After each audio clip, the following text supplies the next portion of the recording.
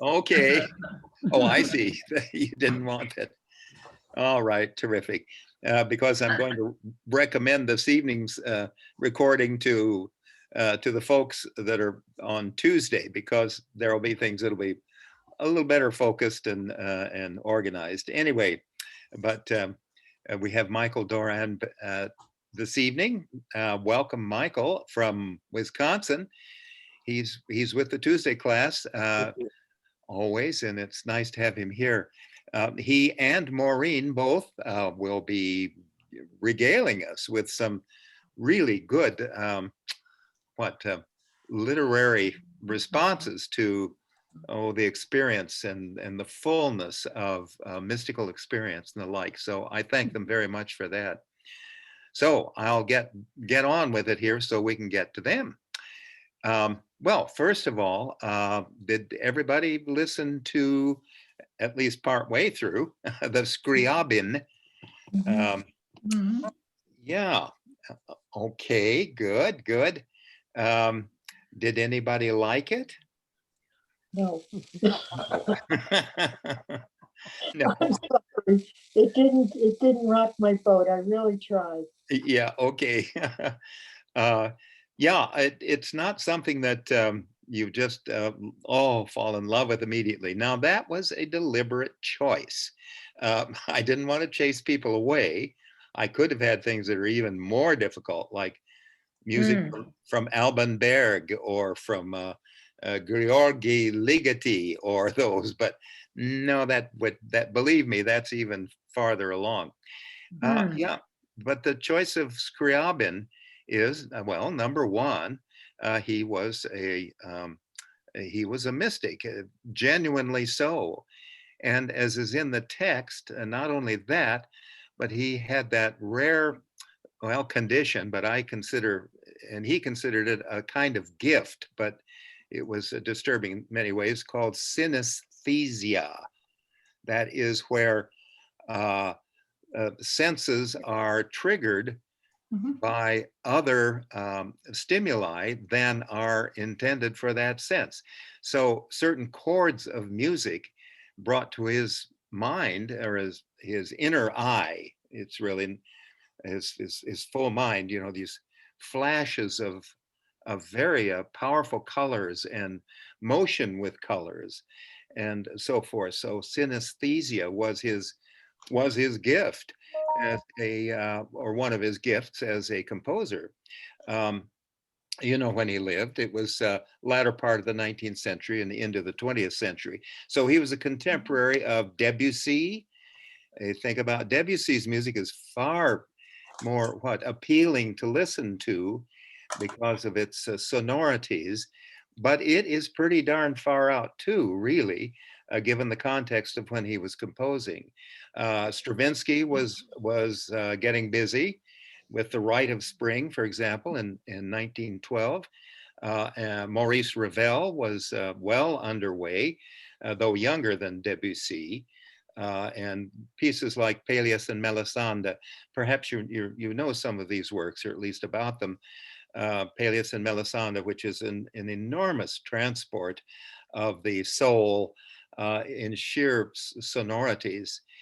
Then, of course, the expressionists, which come along overlappingly with those composers like Schoenberg and Webern and my favorite, Alban Berg.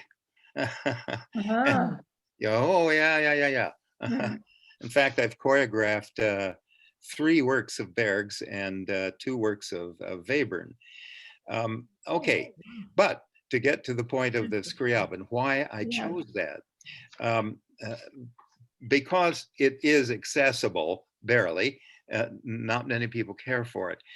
But think about it on another plane than the fact that it is in many ways difficult to listen to. It's very romantic music. I mean, you recognize that. It's I'm sure following oh gosh, the paths that were set up by Chopin and Liszt and even Wagner to a certain extent and so forth. And you could sense that or feel it. But more than the Romanticism was the style in which he wrote, composed, and but beyond that, um, it was a response specifically to his mystical experiences, not only the synesthesia, but the deep mystical experiences. What I ask you to do is virtually impossible. No, it isn't.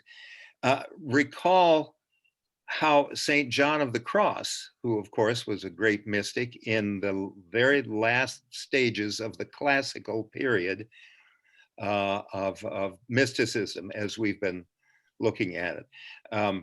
Yeah, the Spanish classical mystics, he and Santa Teresa Avila, of course, between those two, they were writing, and their experiences and their work was at the same time as, oh, kind of the mid years of the Renaissance. And yet they continue with the what is called the classical era of mysticism. It is profound and inward. That's the key that most historians of theology and the likes call it. It is introverted to the nth degree.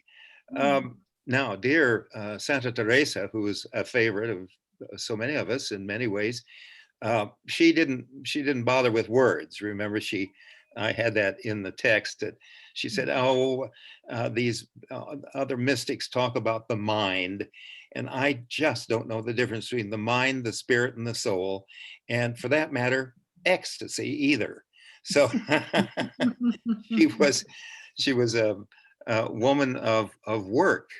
She, as you know, she was dedicated to the Carmelites, or to a branch of the Carmelites, the ones who were most, well, we could even say severe, but disciplined in their practices, the shoeless Carmelites. All right, so we know a little bit about that history and who she was. But now, by contrast, her younger cohort, virtually, St. John of the Cross, was a superb poet. Now, here's the point I want to bring up. In a way, if you will practice your own synesthesia, not really, but you get the idea behind it, of St. John's, the Dark Night of the Soul and Scriabin. That's a reach, I admit, but both are on this profound journey, which takes pretty dark times, that one does not arrive to the chariot or the throne of God. Remember, this is in Jewish mysticism too. You receive that material. That's the highest level of mysticism, is the one that really does approach God in his golden chariot or throne, either way. All right, so en route to that, the quality is of stripping away all that is of you, of your consciousness. Nowadays, we call that the ego, to strip away step by step, first of all, the senses, to give no, to quit being prey, in a sense, to our senses.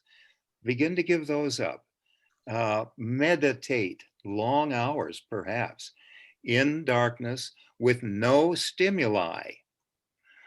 So, as you know now, being advanced students, that is the apophatic approach to your mystical practices. It's the apophatic, remember that. There is no stimulus that gets you there. It is entirely by your own journey that you continue to persist with. You know, in his early image there, and I included this in last week's summary, just the first stanza, part of the first stanza of Dark Night of the Soul, where, you know, he goes out from his house "Oh, happy chance," you know, you remember that, and comes across in the darkness in the forest. We can imagine, using our imaginations, a ladder. A ladder to where? To what? He doesn't tell us. He comes across a ladder, and a ladder is to climb. So presumably he climbs it. Now you see, I'm giving it a narrative, but his poem doesn't intend to do that. His poem intends for certainly him and his soul to make the journey, which includes climbing, well, like Jacob's ladder in a very real way, without naming it, without creating a narrative to go with it. Well, and on and on. And things grow darker and darker. That's a difficult thing to deal with. But all the classical uh, mystics do move toward darkness, the introversion, the introverted. And that can be misconstrued in our age as just depression, a psychological state that none of us wants to have to try to survive and live in, but that, yes, no doubt, depression is involved, and also fear and a lot of anxiety, so on and so forth, as one makes this journey into the darkness. But that's not what it is about. It is, we move on from that and carry with us the dark and the light, insofar as the light will last. And to that point, let me shift momentarily to a modern day, and in fact, very much living mystic, Richard Rohr, whom many of us are very fond of and read his meditations regularly. He's a wonderful jocular person, as a matter of fact. A very good Catholic priest. I mean, he's very devoted to his Catholicism, and very open to human beings and life, life's experiences. But here are a couple of things, just quickly, taken from his main book, The Naked Now. That's very important. Kind of hang on to that for later as we continue. And the subtitle is Learning to See as the Mystics See. Thank you, Richard Rohr, our modern. He's even 8 years younger than I am. Goodness, that's getting pretty young. Here are a couple of short excerpts from that book, that seminal book of his. All light must be informed by darkness, and all success by suffering. St. John of the Cross called this luminous darkness. St. Augustine called it the Paschal mystery, or the necessary Passover. And Catholics proclaim it loudly as the mystery of faith at every Eucharist. Oh, all right. I begin to understand more and more all the time. Into Yeah. that as the Roman Catholic, I'm, I'd like to add something. We say in church, Yeah. the mystery of faith is this. We repeat this. Christ has died. Christ is risen. Christ will come again. Yes. That's the mystery of faith. There it is. Yeah, of all the liturgical Catholic, Episcopalian, Lutheran, so on, all state that with equal faith and depth of feeling. Yes. Thanks, Marie. One more quote from Richard Rohr. It is living in the naked now, the sacrament of this is he quotes this within his own statements, the sacrament of the recent moment. Now, put that in your bonnet to mull over a little bit later. The sacrament of the recent moment. That's the now. And it's a sacrament, says he. That will teach us how to actually experience our experiences. That makes good sense. Whether good, bad, or ugly, and let them transform us. Words by themselves will invariably divide the moment. Pure presence, let it be what it is as it is. I'm sure you grasp that. Any additional thoughts to that? That's so prescient for where we are in this third period, and yet holds on to the depth of what's required of us in our mystical experiences. Okay, so hanging on to that a bit, let's move on. So Scriabin is making the same journey, and when I hear the Scriabin, which I do occasionally, and other of his music, I actually, in a way, perceive what he is perceiving as a journeying soul.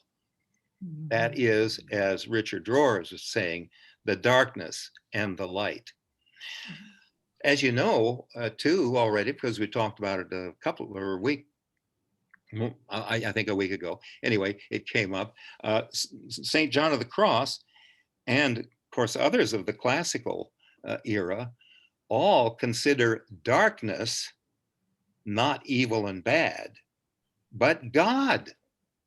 Darkness is God because God is one and undifferentiated.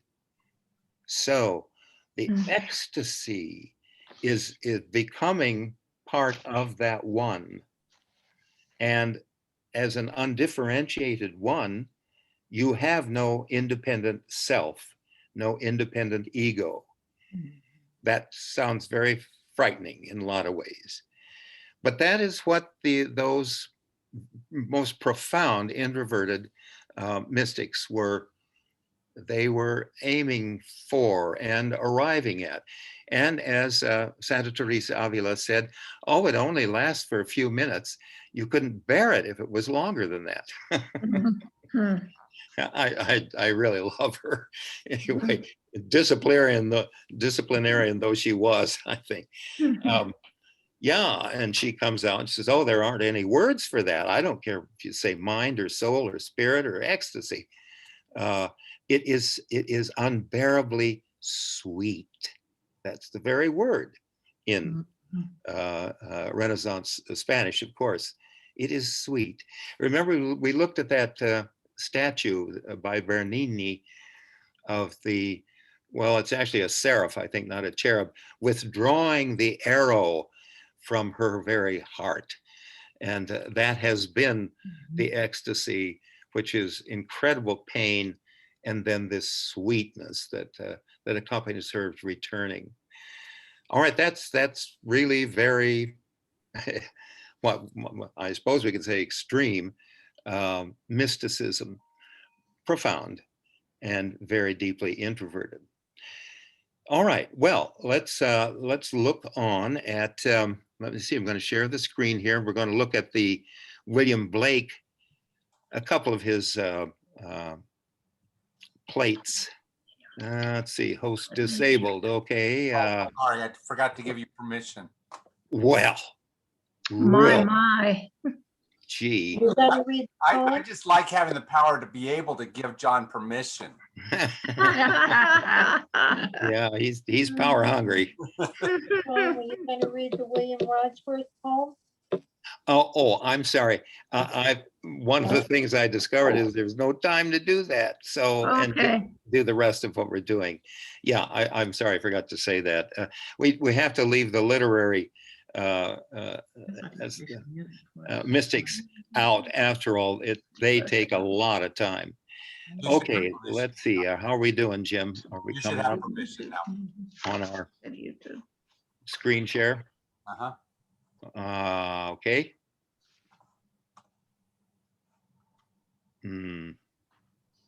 Yes. Okay, now I go screen share, yes? Yes.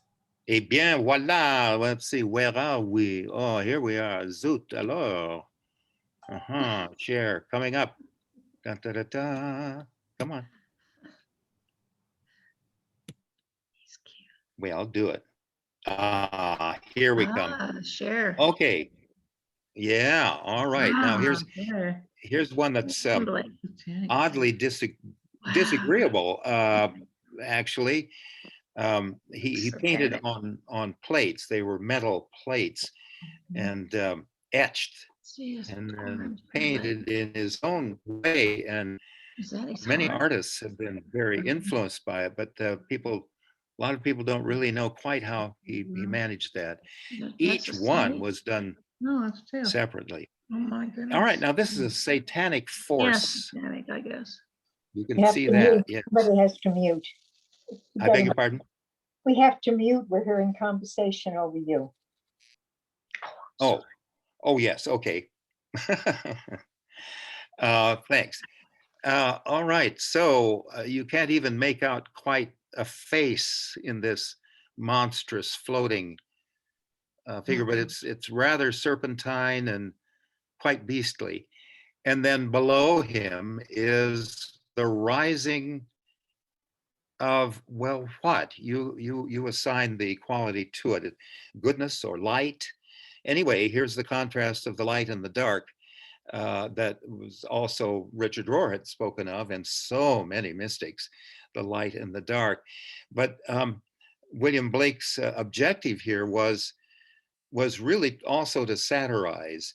He was writing, and he wrote many versions of a very familiar poem. You'll recognize it right away, Jerusalem. Several versions of it, but now one of the versions has become virtually an anthem for the Brits to sing in great glory of dear England and so forth. You recognize it right away. And did those feet in ancient time walk upon England's land, mountains green?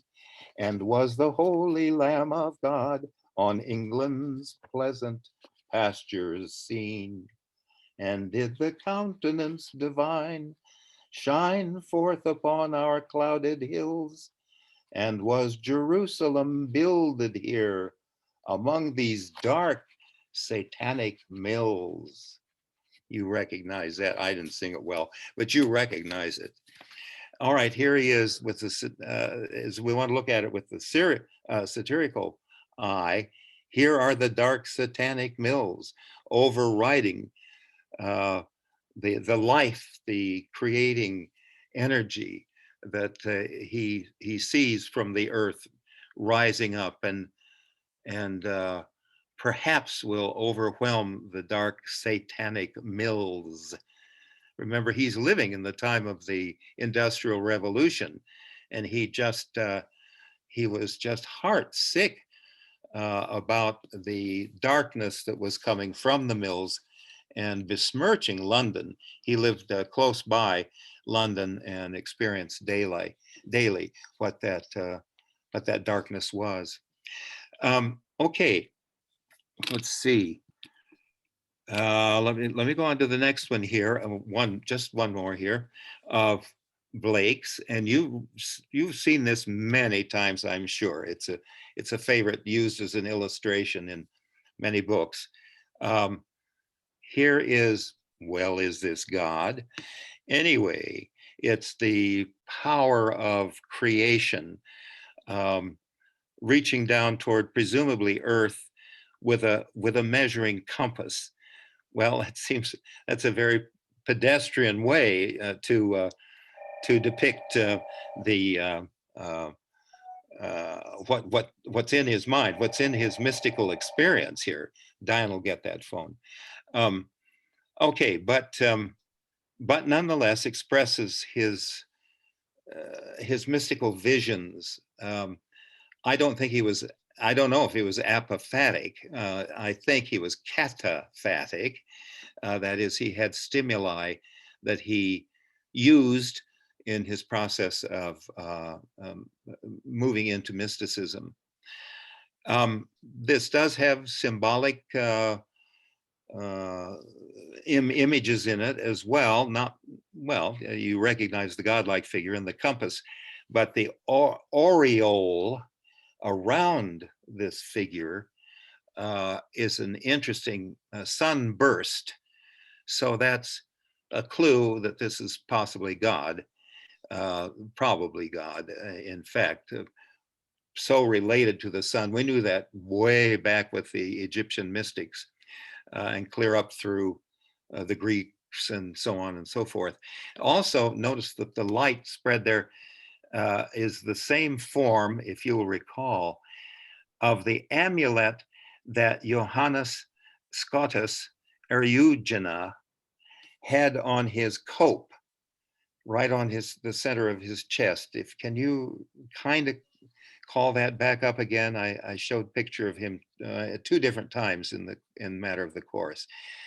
But that is the sun image that has been rendered in art forms that then appear and appear again and again. Okay, so here's William Blake as just an example of another mystic of the period moving into what I call our period, period 3. He was in the 1700s into the 1800s, of course, but that period really began back following the Renaissance with the Enlightenment. The Protestant Reformation was well underway. Science was the new truth telling for all of us in this world, and the scientific method was developed over this period of time. All of that is contributing to a tremendous broadening of awareness, shall I say, or consciousness of the mystical world and things of this world that are really mystical at heart or interior to them. Now, there were plenty of Enlightenment people who denied that, who said, no, none of that stuff. It's all just, hard material. And the universe is a machine. We referred to that way back in the first class, and the likes. There was plenty of that. But also lying deeply within it was the birth of this new mysticism, this new age mysticism. And in subtle but very significant ways, the power and the qualities of mysticism were changing. Now, the events and the happenings in society that I attribute much of that to were in the 19th century, and that is medical and psychological and sociological advances, thanks very much to the Enlightenment and to the age of enlightenment, those moving very rapidly forward and expanding our consciousness, you see. Of course, they were going very deeply into their own disciplines. But now take a larger view of it. How does that impact our participation in the mystical experiences and moments? At first, that sounds kind of far-fetched, but just get out of that, because it's not far-fetched. And focusing on the psychological aspect of it for the time being, there, along with that, gradually, but almost inevitably, begins to come an attitude toward wellness that had not been seen really since the classical Greek era, when the god of wellness was Asclepius, and there was great attention paid to Asclepius. The great theaters of classical Greece, like at Epidaurus, maybe some of you've been there. and any of those classical Greek theaters, all of them, when you went to the theater, the lobby was a passageway where on your way toward the theater, through overhead holes in the ceiling of the passageway, people spoke words of health, healing, encouragement, and so forth. So that the members of the audience, as they enter the theater, the theatron, it was called, they are already reminded of and perhaps treated healthfully, that to move toward health mentally, because they're about to see a play that's pretty darn profound, like Oedipus Rex, for example. And that is a healing of the darkness that is infecting society, Athens in particular, but the other cities as well, too, Corinth and so forth. So there's healing there. Now, that went into a strange kind of obscurity for many, many years. It was there, but only with certain peculiar, maybe it isn't fair of me to call them that, peculiar mystics. We didn't have time in 5 classes to look at them. That's a fascinating thing right there. But anyway, how they carried that. The Desert Fathers and the Desert Mothers carried it, for example. And that was after the beginning of the Christian era, but it was early. Anyway, so here we go. And then this vaults way up to this period 3, and it begins to reemerge. And that's very much thanks to those advances in medicine and psychology and sociology. Who are we as a people? How do we live together healthfully? And theologically, how do we enter into perpetuating creation? We must be well, body and soul, in order to enter into and help God perpetuate creation. This is deep in modern mysticism, whatever your denomination, Christian denomination may be. Okay. Now it manifests in a particular way that can get very confusing. My good friend Tim Warnett, and he isn't here, and he wasn't there Tuesday either, but I'm still going to quote him. Some of you heard him, I expect. Well, maybe you didn't. Anyway, he said, it was at a Tuesday class, he said, well, it's like democratization of mysticism. That is, mysticism becomes available to all people.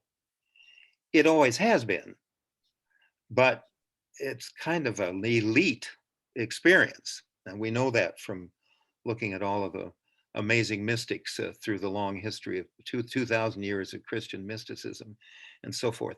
But now it's democratizing. That is, and as it democratizes, it becomes a mysticism about wellness. Now think about that a little while. St. John of the Cross wasn't opposed to wellness in ordinary life, but that had nothing to do with the actual descent or ascent, I guess, into the darkness of God and so on. But here we are in our period, and this is a great deal of what identifies period 3. Think of all of it. Yeah. Can I add something here when you're talking about what your friend Tim Ornette said about the democratization? Yeah, please. I had spoken to a very close to me, because he's so liberal-minded, retired Catholic priest, to ask about this quote that I heard, and he corrected me. It has to do with the democratization. Karl Rahner SG, that's J, that stands for the Jesuit Society, Jesuits, yes. said this: the Christians of the future will be mystics, or there will not be any. Ah, Yeah, yeah, but that's, huh? thank you. Yeah, When we get to Pierre Teilhard de Chardin, will be a very appropriate um, statement to make, to reiterate. Thank you. All right, hang on to it along with a few other things. Okay, so think about what the mysticism is that is practiced. This is no put down. All of the, well, yogic practices, even, you know what these are in gymnasia, spins. I know several friends who, for them, spins, that's the bicycle, endless bicycle racing in place, and the likes. And they're coached all the time, move, go faster, faster. So, and you would think that would be a terrible destruction of your, well, lots of things, your body and your mind and everything else. But I do have friends who say they become possibly ecstatic after a certain stage of this exertion and repetition. Um, and they emerge with that sweetness that Saint Teresa talked about. No doubt it's different in many ways, but it's not bad. They may have sore muscles by that evening or something too, and they're exhausted, but it's elated exhaustion. So even that, and how many other things for wellness, meditation to curb or to cancel anxiety. There's the awful emotion of our age. It's been said many times, age of anxiety. You've heard that term before.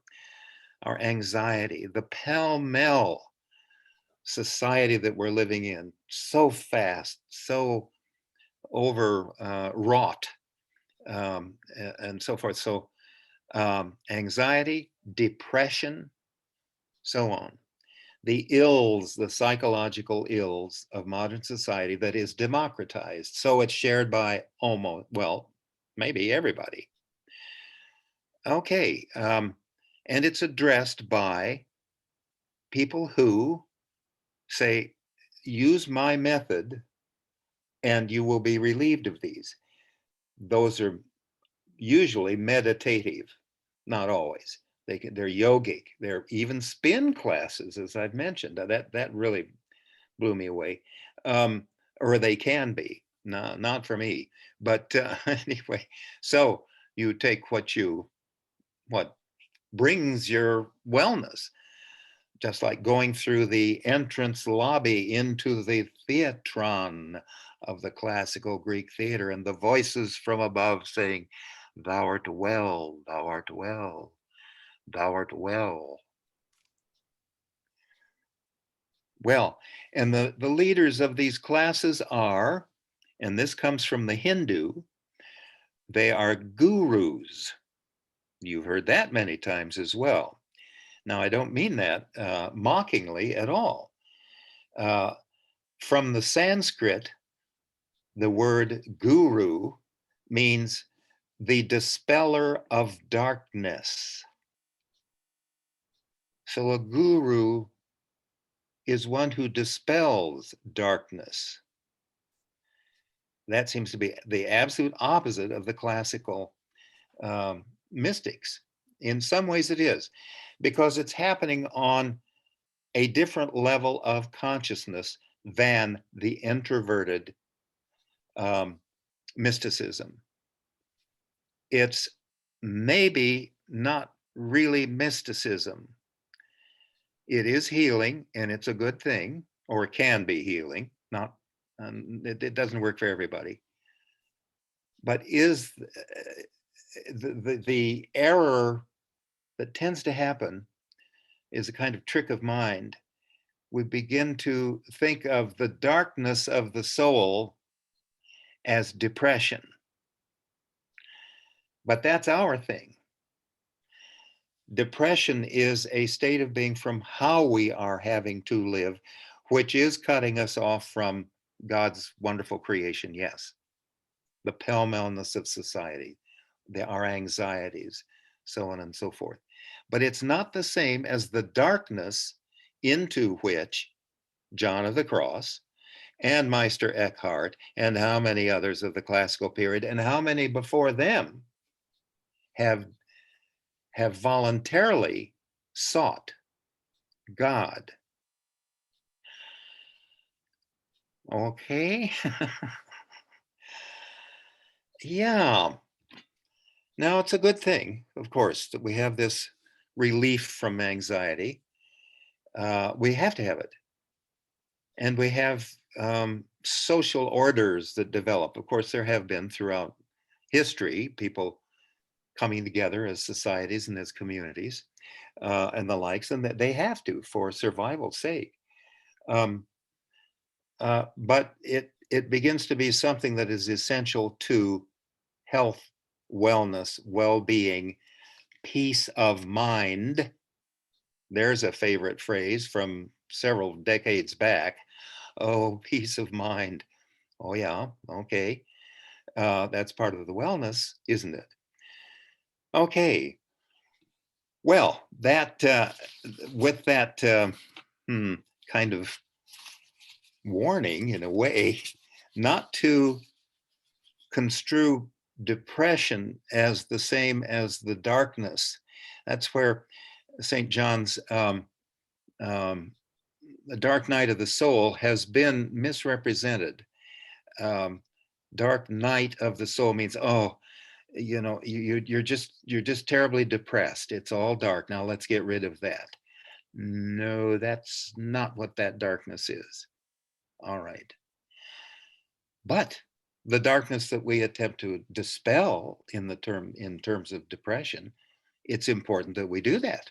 We're living in that age where we must needs do that. Okay. Any comments, questions up to this point? We're moving right along.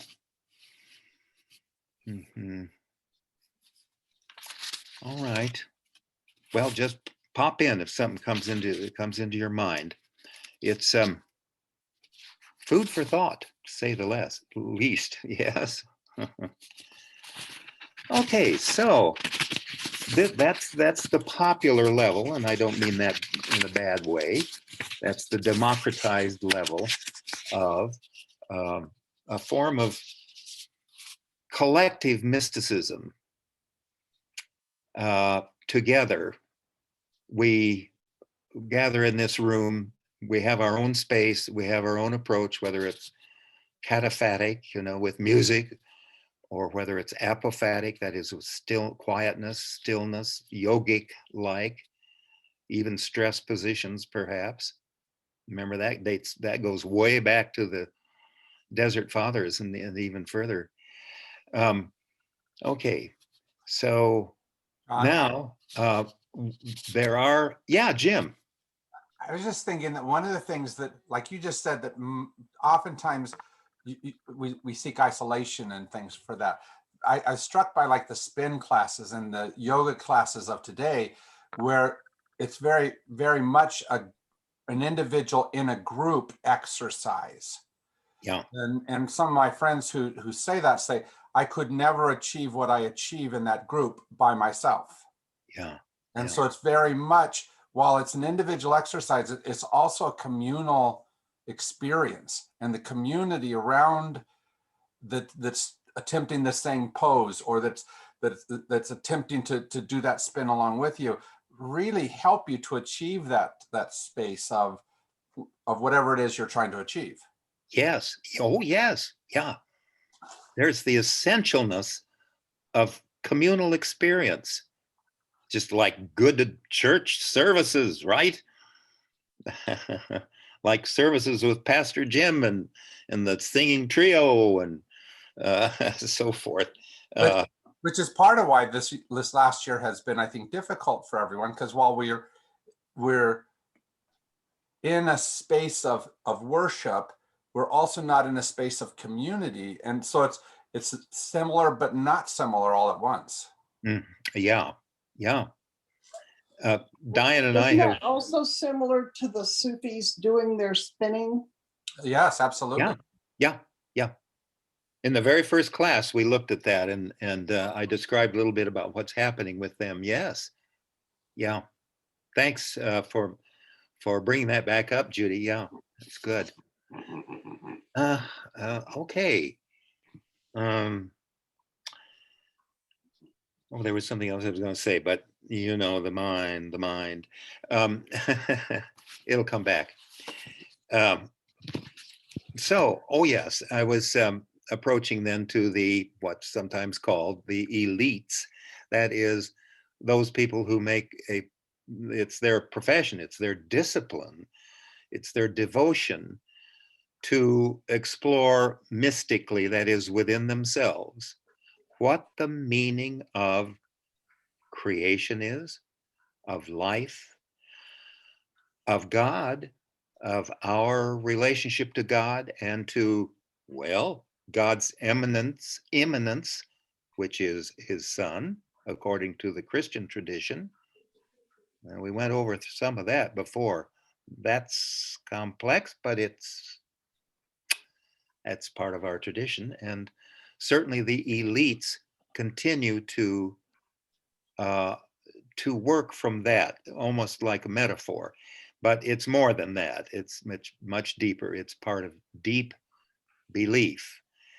All right, and so the elites, that is the period 3 mystics, who are the devotees, and all of them, as far as I know, are either ordained in a specific Christian church or are maybe freewheeling, but are nonetheless, genuinely devoted and to discovering in their mysticism and the likes. I've been to some what's called holy roller events in my life. I was just astonished at how communally, again, the experience of the ecstatic was palpable. I didn't feel like mocking those experiences at all anymore. um, the it's a little beyond what I'm quite capable of, I think. But anyway, um, that's not denominational in the usual sense that we use it, but it is profoundly part of mystical and spiritual experience. Oh, I just thought, I'll come back to this. I just thought of what it was I was going to say about the connections that Jim was mentioning and how difficult it's been this last year not to be together, though it's coming. It's not too far off in our wonderful space of worship as again. But Diane and I have certainly noted that by Zoom, praises be, we have been with people who can't come to the church. And we go, oh, I love these people. It's so good to see them face to face and so forth. Well, I'm looking right now at Marilyn and Linda. such treasures it is to see them, and that's because we're able to by Zoom, right? And and a number of others at our Soul Connection class on Monday afternoons with Sue and with that group of people as well. Anyway, so that was a side point, but one that is very important about the communal nature of mysticism, a shared experience, not maybe not fully extroverted, but it's extroverted compared with the introverts who go so profoundly inside that they become alone completely in order and merge, presumably lose the ego and merge with the one. So that reminds me, brings me back to the ego. Now, as well as maybe misconstruing the meaning of darkness as simply depression, is this treatment of the ego now. Now, modern psychology, and of course, we attribute so much of it to Freud, but he certainly wasn't the only one. Jung is my favorite. Anyway, that so many of the practices now to bring wellness have designed it to achieve that gradually through letting the ego go. And the ego is being very much treated as, well, not an enemy, but as an obstruction to wellness.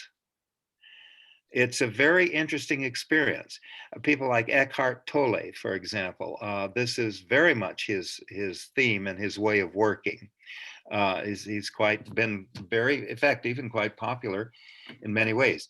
Incidentally, he took the term Eckhart deliberately, so we know that he's in imitation of Meister Eckhart. So we know that Eckhart Tolle has genuinely been into the kind of darkness that the introverts have been into, and that he has emerged to democratize it, shall we say, and to make it more available to everybody.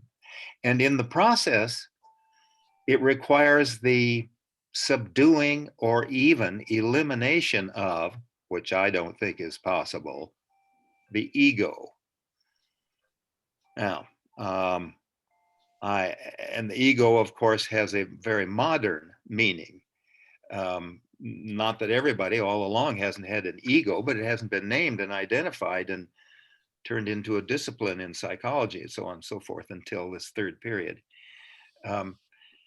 Now, just as an example, I'll take how us who are artists, or at least we like to think of ourselves as artists and we practice it and so forth, we cannot do without the ego, our egos.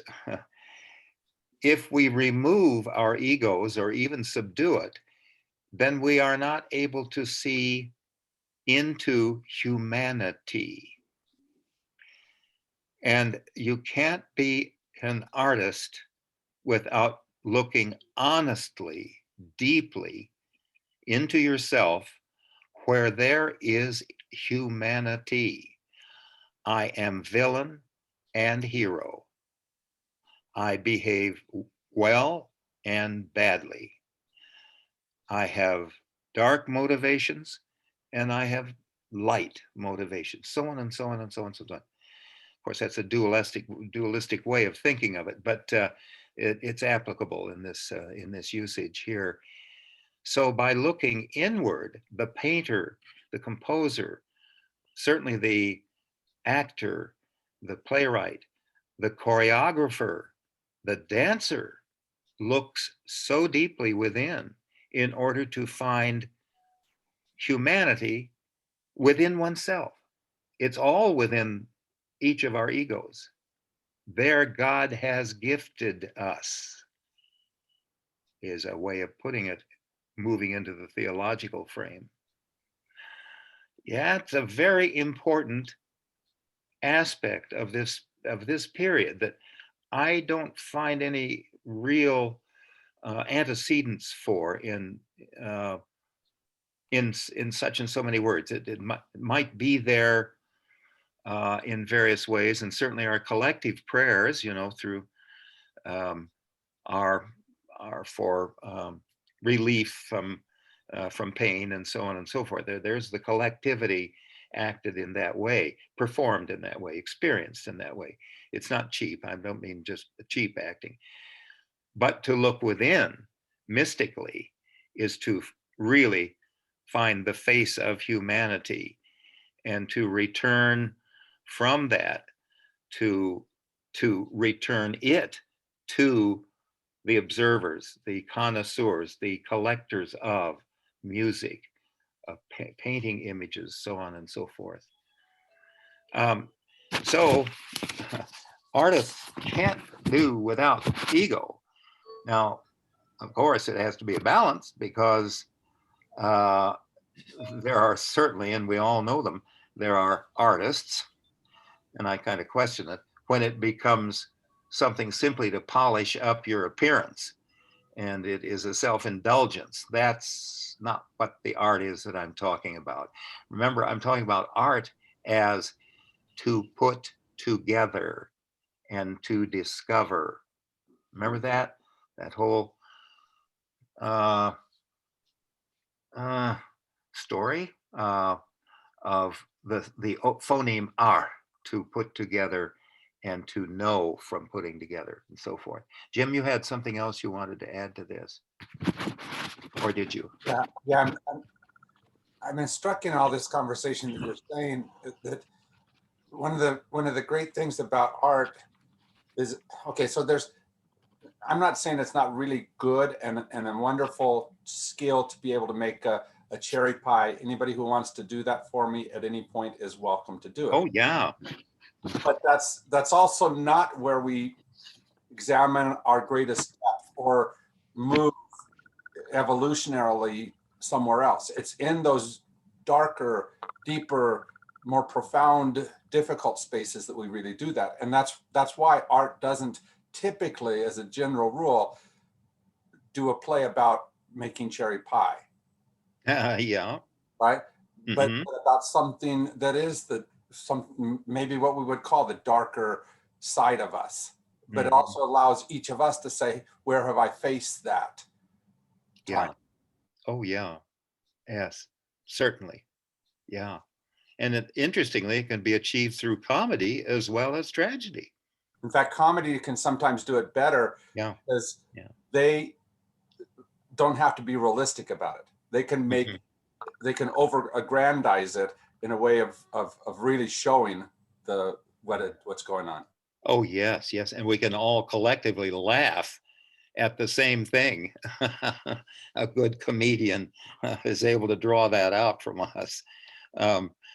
Yeah.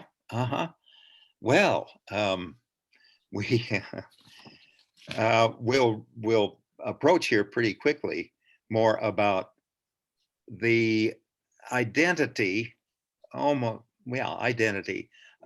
the mystical experience with art and art making. The process of making art doesn't have to be great art, doesn't have to be Rembrandt and Bernini and so forth, but the making of it is the revealing not only of the self, but more importantly, or equally as importantly, of who we are collectively. Well, all right.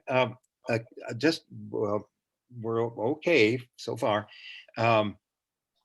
Two of the elites that are really very different from each other, but have been very important in this last century. And one, of course, is Pierre Chardin de Chardin, that David Wilkinson so frequently quoted from. Now, it's a very complex theology. I have in the notes that I gave you some about his personal biography, what he had been through, and so forth, voluntarily, the paleontology, the being with the team that discovered the Peking man in, I think, 1929, wasn't it? And so forth. Which is pretty astounding in how that affected him. But gradually, he formulated, he's dead now, he died in 1955, formulated or discovered, let me put it that way, discovered the vastness of God and creation. Now we know from science how enormous the universe is. It's so enormous that, as they say, it has neither edges nor center. It is so enormous, the universe. But the cosmology, and we were careful to differentiate between those about 3 classes ago. The cosmos, that is the created universe, God's universe, and so on. Well, Pierre Teilhard de Chardin, he, through his experiences and observations as a scientist, said, oh, everything builds up as an aggregation. So atoms aggregate and form cells, and cells form molecules, and molecules become organs, and so on and so forth, until arrival at some whole marvelous total, or what we think of as total, like the human body and brain, mind, thought, all of that. Okay, it doesn't stop there. Now, the aggregate is the inevitable coming together, and we have to use a really expanded mind to envision this, the coming together of all things material, all things organic and inorganic, the rocks as well as the lizards that are on them, the gradual coming together in the aggregate. All right, and that is moving toward what he called the omega point. Now we recognize the Greek letter omega in our services, in particular our liturgical services. I am the Alpha and the Omega.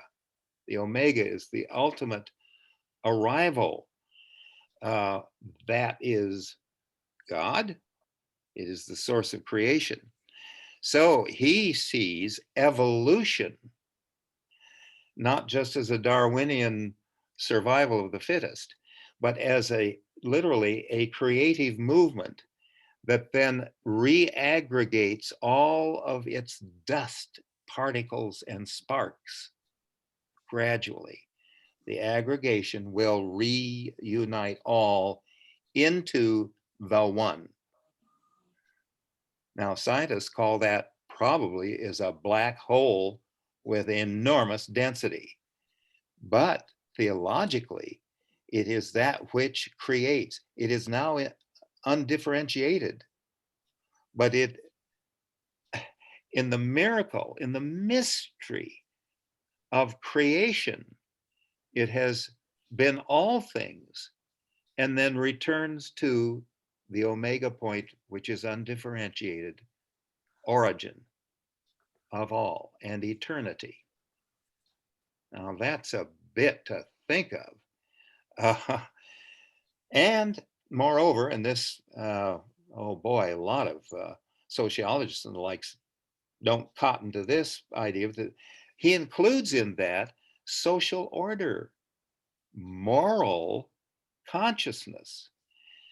All of that is part of what is aggregating the rocks and the moral consciousness that we have evolved all together to aggregate and return to the omega point.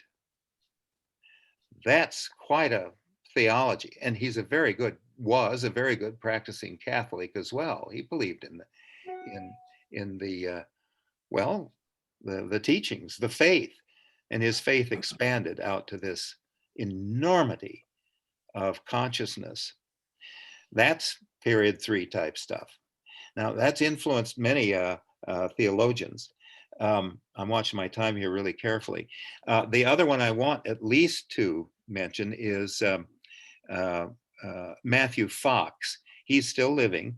In fact, he too is a little bit younger than I am and has written a different take on all this. And to boil it down to just a few words and notes, he sees us as, well, let me see here. I've got some quotes from his book, I'll just really quickly state some, and then I'm going to include some of these in the summary. So be sure to be watching for it when the summary comes out in another day or two. He says in my book, Original Blessing, that's one of his main books. He wrote 35 books, has written 35 books. I offer a list that contrasts the two traditions of fall and redemption on the one hand, and create what he calls creation spirituality on the other. Okay, so here are the two against each other, and I'm just selecting a little bit from the list. The fall and redemption side begins with sin. Creation spirituality begins with God's creative energy. All right, another pair. The fall redemption, control of passions. St. Augustine really got going on that, as you know. On the creation spirituality side, ecstasy, eros, celebration of passion. I mean, sensory passion means passion like Christ's passion, the full realization through everything of us. Here's another. Virtue lies in the will. We will do what's virtuous and right. And that's from Augustine again. But on the creation spirituality side, virtue lies in the passions. That is an iteration coming directly from Aquinas, from Thomas Aquinas. Oh, there's an evolution coming along here for the conception of what creation is. Just a couple more. Spirit is in opposition to matter.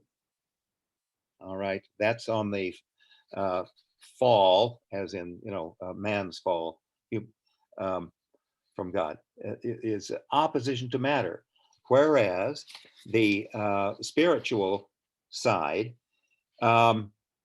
spirit and matter form a wonderful communion. Take spirit and matter. That could be construed as the same as the aggregate that Pierre Teilhard de Chardin has spoken. Maybe not, but anyway, there's a similarity there. Wonderful, wonderful communion. Okay, humility. I beg your pardon. Yeah, humility is to despise yourself. Oh dear. But humility, on the other side, humility is to befriend one's earthiness. Holy people draw to themselves all that is earthly. Holy people draw to themselves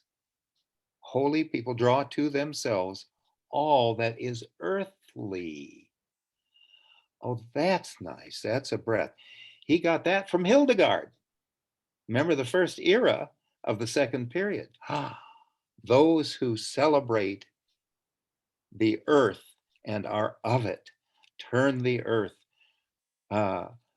foster plants to grow, so on and so forth. So it's on that side. Okay, so I don't want to take more time. As I say, I'll have some of these in the summary notes. They're wonderful to think about. He was excommunicated from the Catholic Church because he was so far out. Pierre de Chardin wasn't excommunicated ever. He was embraced by the church, but he had a wonderful history, as you can read in the notes, for the people of France and all. But Fox was excommunicated, but he is now an Episcopal priest, so he certainly hasn't left the faith. And sees it and practices it in another denomination. But he considers himself as a post-denominational priest. There's food for thought. Post-denominational priest. Oh, okay. Well, in the time we have left, I want to hear from our guests, our friends who are here this evening. Now, that's Michael Doran, our friend in Wisconsin, and our dear Maureen, who is here with us. So, does one prefer to go? Michael, why don't you go first and tell us what it is that you will read to us? John, can I ask one question? Sure. Uh-huh. For the past hour, all I've had is this picture on the screen. I haven't had anything else. Am I doing something wrong? All I've had is that painting of what could be God. In this. And what is it you're seeing? What The you only want to thing do, Don, is being- stop sharing. Oh, I'm so sorry. I forgot to do that. Yeah, you've had to look at it for all this time. I'm sorry. Okay. Okay. Well, hi. I have you. I'm sorry. I had to. All right. Thank you for reminding me of that.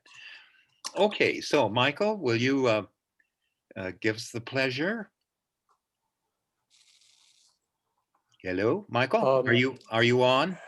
While you were speaking, yes, can you hear me? Mhm. Yes. Uh-huh. Can you hear me? Yes, we can. Okay. I was reminded just in the moment when you were speaking about Chardin and the aggregate and the movement toward the omega.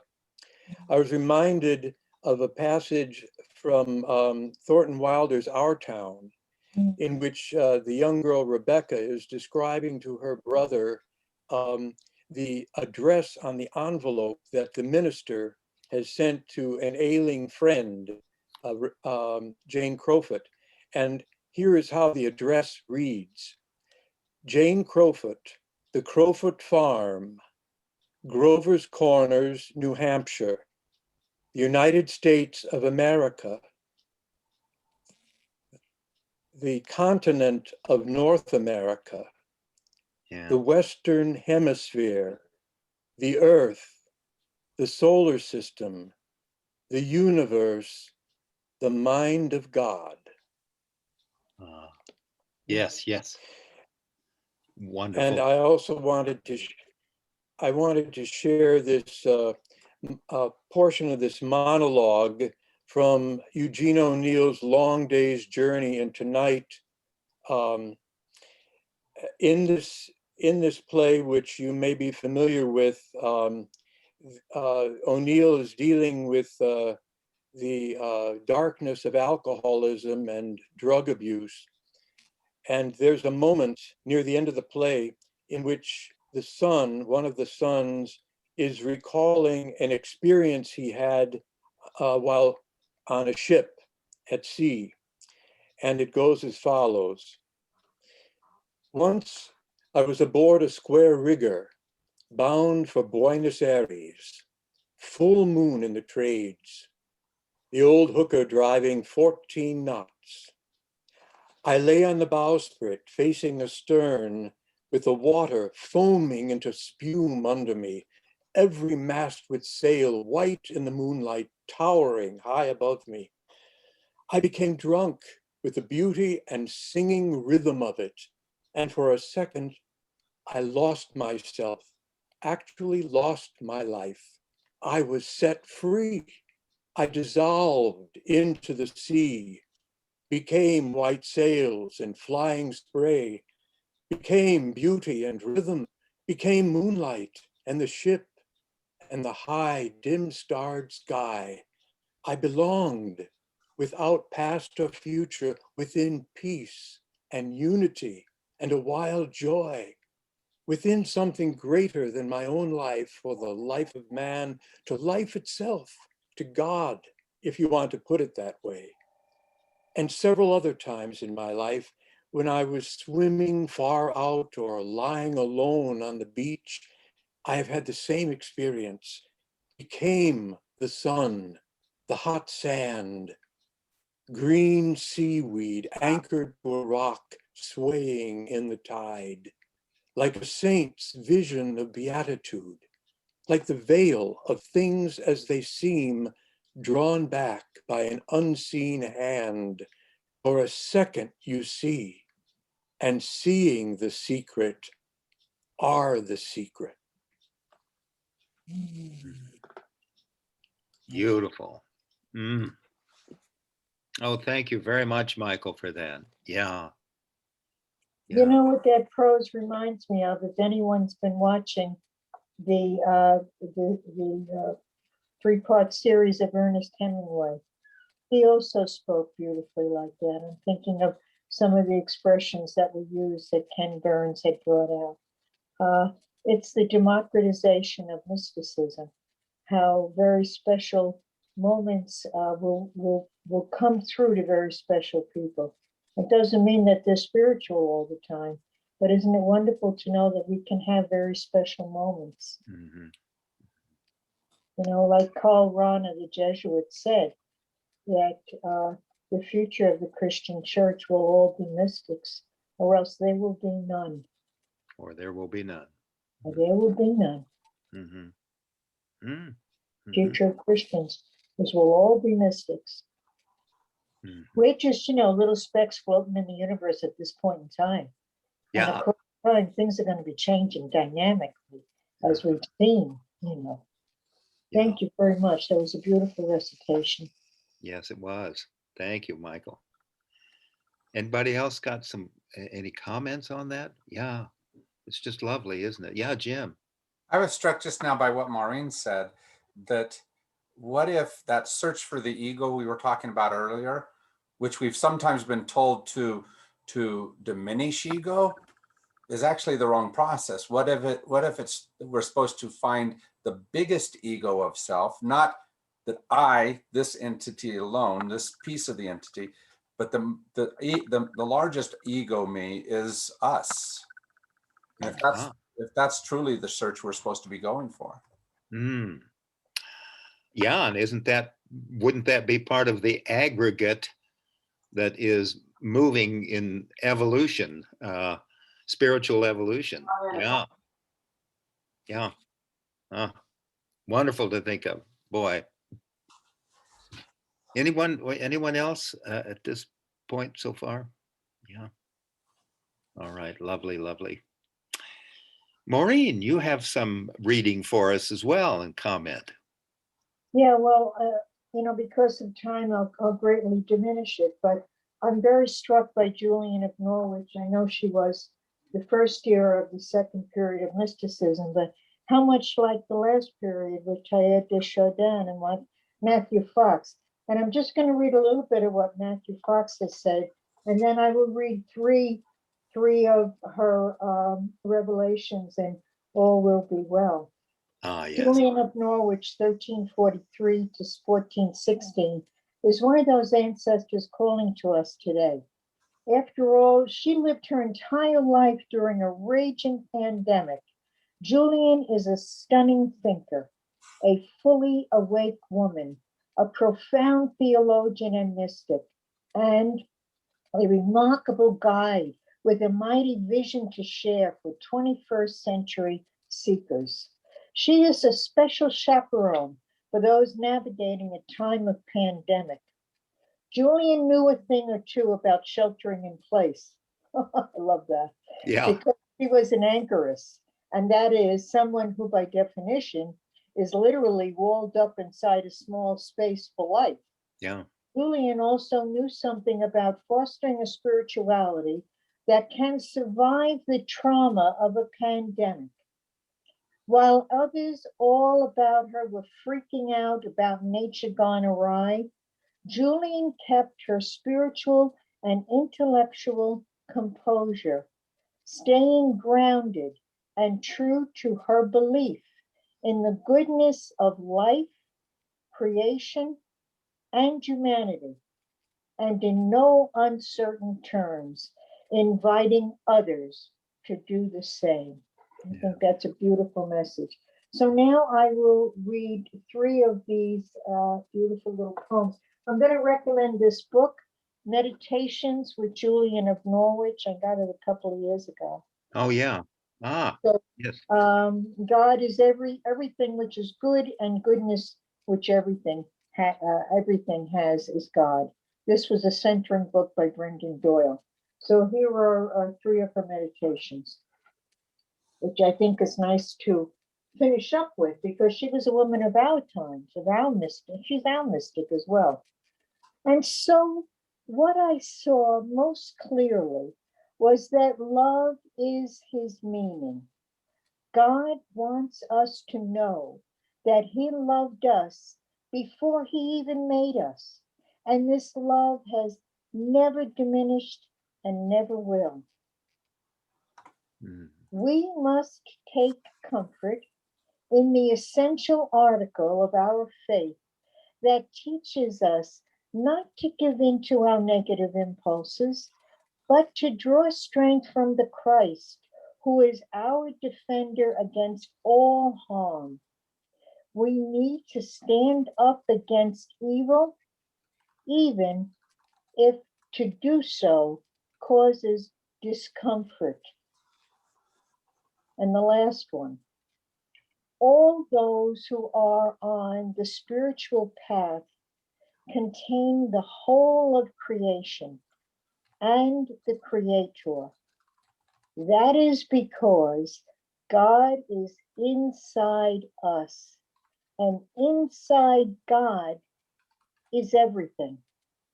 And so whoever loves God loves all that is. Ah, That's beautiful. So isn't that? yeah, that's it, folks. Oh, that's wonderful, Maureen. Thank you Yeah. so much. Yes. Thank you, Maureen. Very good. And you too, Michael. Yes, Michael, thank you. And of course to our leader and to Pastor Jim. And to Thank Pastor Jim. Yeah, I sure want to thank him for, he's been at every one of these Tuesday and Thursday. You know, that's 10 of these Wow. Wow, of course, it was essential that he be there to back me up too. As I say, the learning curve has been long and so forth. Yeah, but got better except this evening. Darn if I didn't forget to take off the share. Oh well, That's quite all right. yeah, okay. I just want to say it's been my pleasure to fix John Wilson. To fix them. He keeps saying things like that. Now, No, all I kept thinking every week when I hear you, Jeff, is Diane is married a most loquacious fellow. I mean, how could you talk nonstop for an hour and a half? Diane, how's it going? well, I have a remember. quiet husband, so it's a marvel to me. Well, remember, I'm an old academic, and Yeah. so I'm pretty experienced in that. John, you're a wonderful lecturer. mm, I've really enjoyed you. well, thank you, my dear. Thank you very much. Yeah. Well, this is a swan song for me. I tell you, it's been, Well, yeah, long time, but anyway, wonderfully enjoyable. Unless anybody's got anything else to add at this point, I have just one closing thing here from dear Hildegard of Bingen. Oh, Remember, boy. we started with her, and Diane and I are in love with her, and and isn't it amazing how often we came across returns to her in later mystics, and Matthew Fox absolutely uses her as his grounding, as his basis. So I encourage you, if you read any of the modern mystics, I really recommend Matthew Fox very much so, and of course Richard Rohr. But Matthew Fox, let's see which class it was. I think it was the second class. I don't remember for sure. I quoted him, and we included some of his thinking here, because it was he organized and edited the complete works of letters, songs, and essays of hers in a single book, which of course he was the editor. He knows through and through who she was. So, and I can recommend that. Anyway, here's the quote from Hildegard of Bingen. I am the one whose praise echoes on high. I adorn all the earth. I am the breeze that nurtures all things green. I encourage blossoms to flourish with ripening fruits. I am led by the Spirit to feed the purest streams. I am the rain coming from the dew that causes the grasses to laugh with the joy of life. I am the yearning for good. Mm, Very nice. That's pretty nice, huh? Very like nice. Yeah. Yeah, as the Palo Verdes are coming out in all their glory and Yeah. oh, And I'm allergic to them. oh no. Yeah. Yeah, I Oh, am dear. too, and so is Ginger. Oh, and Ginger is too. Oh, there's no justice. Well, thank you all very much. It's really been wonderful to be with you over these 5 weeks, and I look forward to seeing you all again. Thank you for all your work. You bet. Thanks, everyone. Good evening. Thank you, John. All right. Take care. Good night. Good night. Good night. Good night. Good night, everyone. Gute Nacht. Yes. Okay.